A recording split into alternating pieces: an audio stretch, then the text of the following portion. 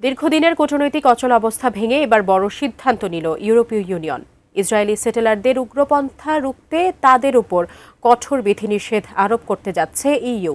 কিন্তু কেন এই নিষেধাজ্ঞা, আর কারা আছেন তালিকায়? বিস্তারিত জানাচ্ছেন ত্রিবেণী তনু।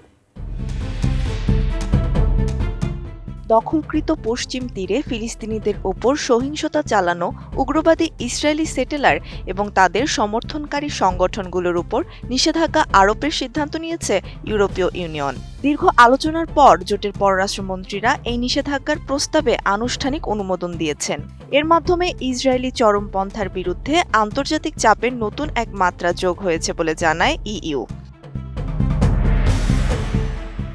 জোটের ২৭টি দেশের পররাষ্ট্রমন্ত্রীরা এই প্রস্তাবে অনুমোদন দিয়েছেন বলে জানিয়েছে ইইউ এর পররাষ্ট্রনীতি বিষয়ক প্রধান কাজা কালাস।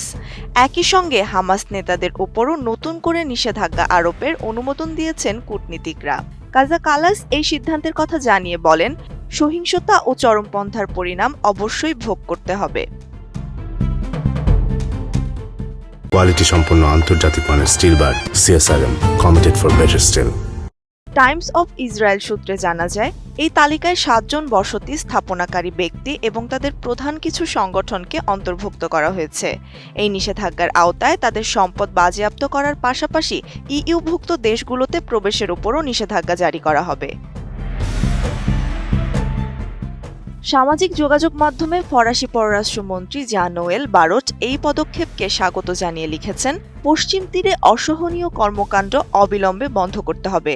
বিশ্লেষকদের মতে এই প্রক্রিয়াটি দীর্ঘদিন ধরে ঝুলেছিল হাঙ্গেরির সাবেক প্রধানমন্ত্রী ভিক্টর ওরবানের আপত্তির কারণে। তবে সম্প্রতি তার ক্ষমতাচ্যুতি এবং পিটার ম্যাগিয়ারের নতুন সরকার দায়িত্ব নেওয়ায় ইইউর এই সাহসী সিদ্ধান্তে আর কোনো বাধা রইল না।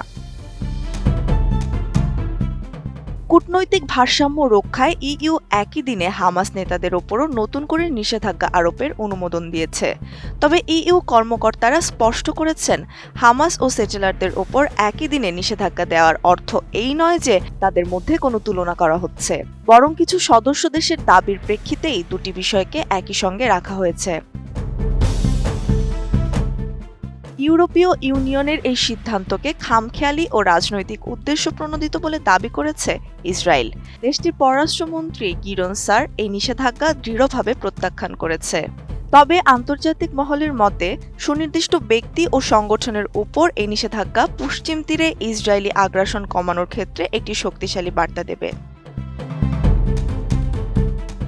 পণ্য বয়কট কিংবা সার্বিক অর্থনৈতিক নিষেধাজ্ঞা নয়, বরং অপরাধী ব্যক্তিদের সরাসরি লক্ষ্য করে নেওয়া এই পদক্ষেপ ভবিষ্যতে পশ্চিম তীরের ভূরাজনীতিতে কী প্রভাব ফেলে এখন সেটি দেখার বিষয়। ত্রিবেণী তনু, ATN নিউজ।